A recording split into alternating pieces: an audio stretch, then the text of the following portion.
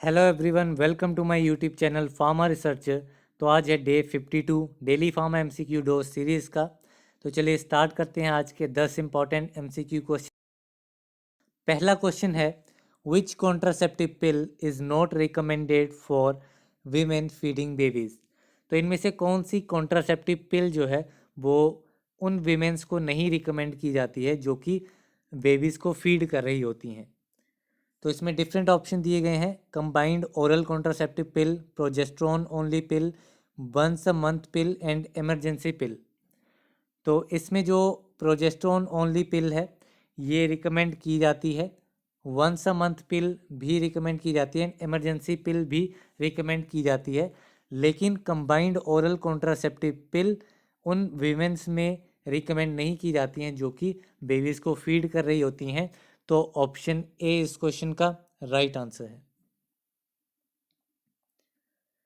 Then next question है, symptoms of primary syphilis. तो primary syphilis के सिम्टम्स इनमें से कौन कौन से हैं। तो जो प्राइमरी सिफिलिस है उसका जो मेन इंपॉर्टेंट सिम्टम है वो है कैंक्रे। ऑप्शन डी इस क्वेश्चन का राइट आंसर है। कैंक्रे बेसिकली पेनलेस सोर्स होते हैं, these are basically painless sores जो कि पर्सन के जेनाइटल्स पे या फिर रेक्टम या टंग या फिर लिप्स के ऊपर मेनली देखने को मिलते हैं, पेनलेस सोर्स। तो ऑप्शन डी इस क्वेश्चन का राइट आंसर है। देन नेक्स्ट क्वेश्चन है, होरा सोमनी मीन्स। तो होरा सोमनी टर्म जो है वो किसके लिए यूज़ की जाती है। तो होरा सोमनी टर्म जो है वो यूज़ की जाती है to describe at bed time means sleeping time पे सोरा होमनी टर्म जो है वो यूज़ की जाती है।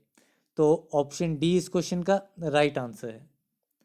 देन इसमें अदर ऑप्शंस के बारे में डिस्कस करते हैं क्योंकि इन टर्म्स के ऊपर काफ़ी बार क्वेश्चन आता है एंड काफ़ी बार क्वेश्चन जो है वो एज इट इज़ ऑप्शंस के साथ रिपीट होता है, सिर्फ टर्म जो है वो चेंज की जाती है। तो एट बेड टाइम हो गया होरा सोमनी। विद फूड की बात की जाए तो विद फूड के लिए कम सिवोस टर्म यूज़ की जाती है विद फूड के लिए। अगर बात की जाए आफ्टर मील की तो आफ्टर मील के लिए पोस्ट सीरम टर्म जो है वो यूज़ की जाती है। एंड एट मॉर्निंग के लिए टर्म यूज़ की जाती है, एक तो एंटे मेरिडियम, एक तो ये टर्म आपको देखने को मिल जाएगी, या फिर एक टर्म होती है मैंने के लिए कई बार इन द मॉर्निंग भी यूज़ किया जाता है या एट मॉर्निंग, या फिर बिफोर नून जो है वो भी हम एंटे मेरिडियम के लिए यूज़ की जा सकती है टर्म। तो मैंने के ऊपर काफ़ी बार क्वेश्चन आया है, पोसिवम के ऊपर क्वेश्चन, कम सिवोस के ऊपर आया रहेगा, मैंने अभी तक देखा नहीं है, लेकिन इन दो टर्म के ऊपर डेफिनेटली क्वेश्चन प्रीवियस ईयर में आया हुआ है। देन नेक्स्ट क्वेश्चन है, liniments differ from lotions as liniments do not contain. तो लिनीमेंट्स एंड लोशन एक दूसरे से कैसे डिफर करते हैं। तो एक तो ये होती है कि लोशंस को अप्लाई किया जाता है स्किन के ऊपर without friction, these are applied without friction, and liniments are applied with friction. इसके अलावा अगर कंपोजिशन की बात की जाए तो इन दोनों में टर्पेंटाइन होता है, अल्कोहल, कैम्फर, ये तीनों चीज़ें प्रेजेंट होती हैं। लेकिन सिंपल सॉल्ट जैसे कि जिंक सल्फेट हो गया, ये लिनीमेंट्स में जो है वो नहीं होता है। तो ये एक डिफरेंस और है लिनीमेंट्स के ऊपर। तो ऑप्शन डी इस क्वेश्चन का राइट आंसर है। एंड ये इंपॉर्टेंट याद रखना है कि lotions without friction and liniments with friction, इसके ऊपर भी क्वेश्चन पहले पूछा गया है। नेक्स्ट क्वेश्चन है, which statement is not correct for flocculated suspension. तो इन यहाँ पे कौन सी स्टेटमेंट इनकरेक्ट है फ्लोकुलेटेड सस्पेंशंस के लिए। तो यहाँ पे ये टर्म याद रखनी है, फ्लोकुलेटेड सस्पेंशन। इसका जो दूसरा ऑपोजिट हम कह लें तो वो होती है डीफ्लोकुलेटेड सस्पेंशन। दोनों के ऊपर क्वेश्चन पूछा जाता है। तो यहाँ पे अभी हम डीफ्लोकुलेटेड सस्पेंशन के बारे में बात करते हैं। तो डीफ्लोकुलेटेड सस्पेंशंस में जो केक फॉर्मेशन के चांसेस होते हैं वो कम होते हैं। तो ए स्टेटमेंट एकदम करेक्ट है फ्लोकुलेटेड सस्पेंशंस के लिए। इसमें जो पार्टिकल्स हैं वो फास्ट सेटल करते हैं, तो ये स्टेटमेंट गलत होगी क्योंकि स्लोली सेटल नहीं करते हैं, फास्ट सेटल करते हैं, तो ये स्टेटमेंट गलत है। इसमें जो पार्टिकल्स हैं वो नेटवर्क फॉर्म करते हैं, तो ये स्टेटमेंट भी सही है। एंड जो भी पार्टिकल्स होते हैं उनको डिस्पर्स करना जो है वो इजी रहता है फ्लोकुलेटेड सस्पेंशंस के केस में। तो ऑप्शन बी इस क्वेश्चन का राइट आंसर है, इसमें इनकरेक्ट स्टेटमेंट पूछी गई थी।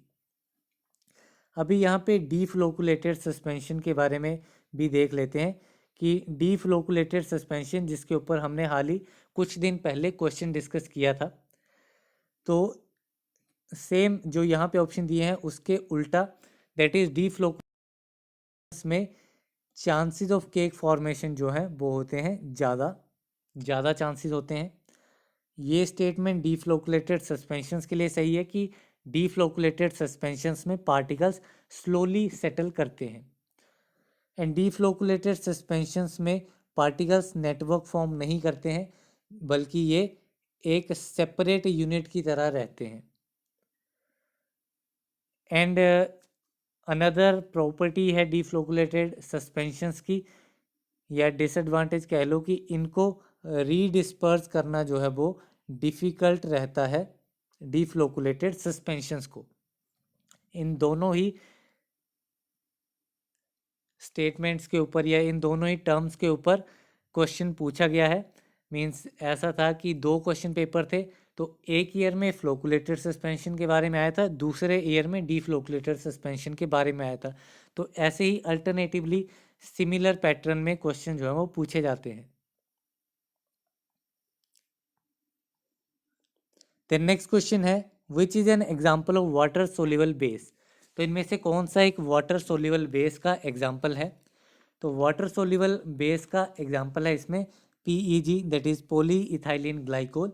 पॉली इथाइलिन ग्लाइकोल एक वाटर सोल्यूबल बेस है, तो ऑप्शन डी इस क्वेश्चन का राइट आंसर है। देन इसके अलावा अदर ऑप्शंस की बात की जाए तो अदर ऑप्शंस में है कोकोनट ऑयल। तो कोकोनट ऑयल एक ओलिएजिनस बेस है, it is a oleaginous base. Then बात करें पेट्रोलेटम की, तो पेट्रोलेटम नेचुरल ओलियोजेनस में भी आ जाता है, नेचुरल ओलियोजेनस बेस में या हाइड्रोकार्बन्स में। एंड ऑल्सो ये एनहाइड्रस अब्जॉर्प्शन बेस कैटेगरी में भी आता है, अनहाइड्रस अब्जॉर्प्शन बेस कैटेगरी में।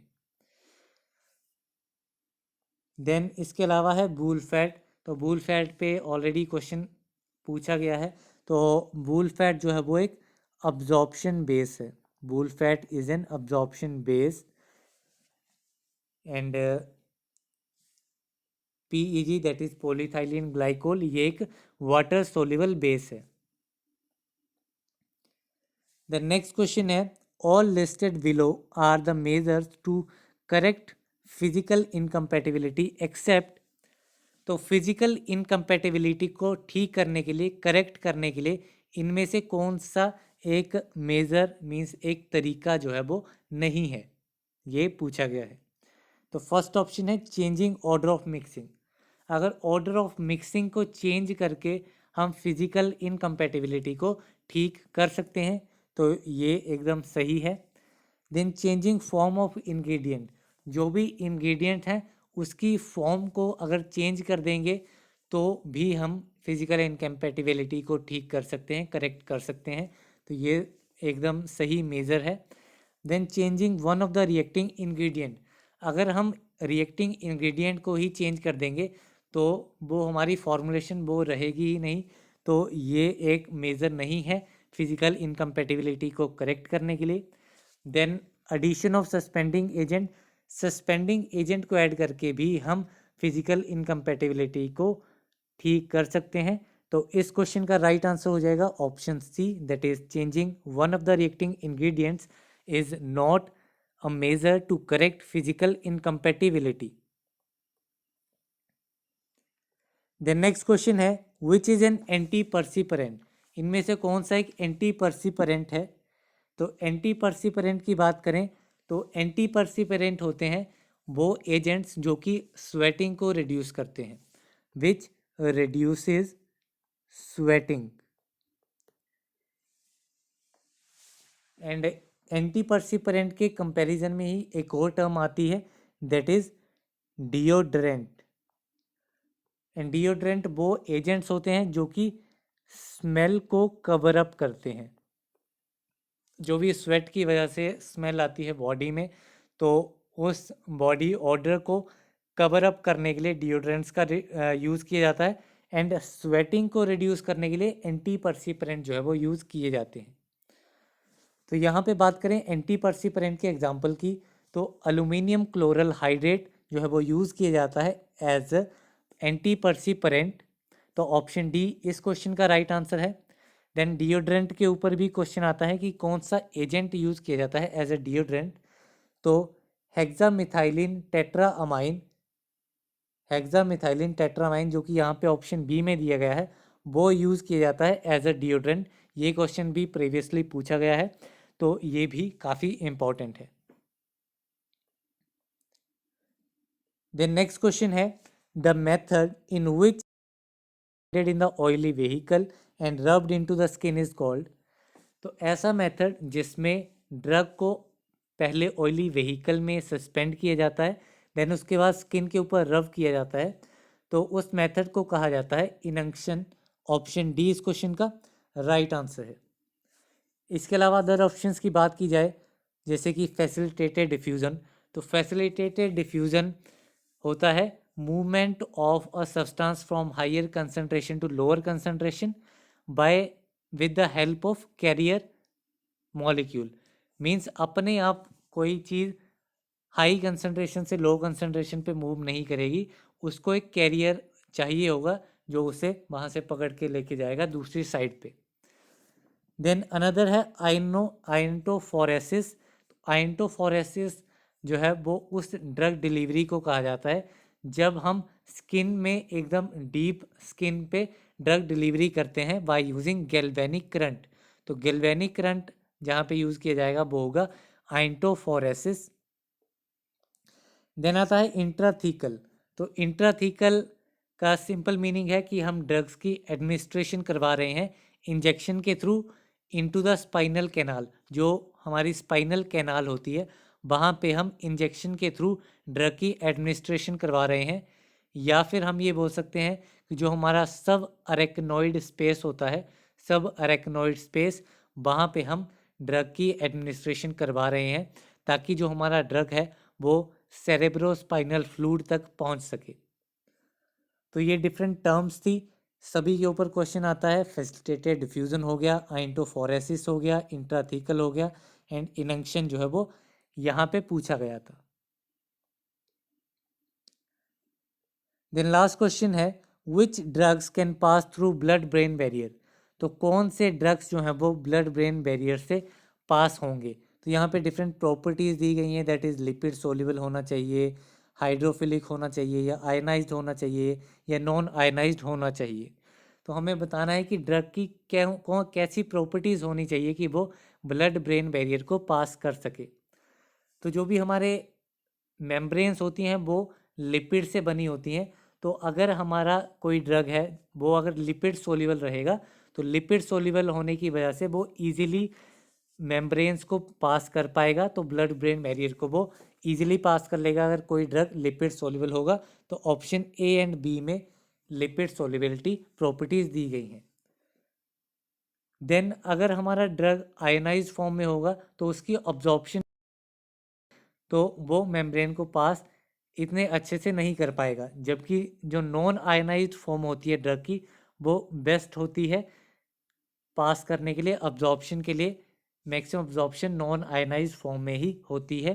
तो ऑप्शन बी इस क्वेश्चन का राइट आंसर है कि ड्रग्स जो है अगर वो lipid soluble and non ionised form में होगा तो पास कर पाएगा ब्लड ब्रेन बैरियर को। तो ऑप्शन बी इस क्वेश्चन का राइट आंसर है। तो यहाँ पे 10 क्वेश्चंस कंप्लीट होते हैं। इन 10 क्वेश्चंस की पीडीएफ आपको गूगल ड्राइव लिंक के ऊपर मिल जाएगी, उसका लिंक डिस्क्रिप्शन बॉक्स में ऐड कर दिया जाएगा। एंड सेम क्वेश्चंस आपको आप इंस्टाग्राम पे भी आपको मिल जाएंगे। देन आप डिस्क्रिप्शन में ये 10 क्वेश्चंस मैंने डाल दिए हैं, आप वहाँ पे भी इनको चेक कर सकते हैं। सो इस वीडियो में बस इतना ही, मिलते हैं अगली वीडियो में, तब तक के लिए थैंक यू वेरी मच।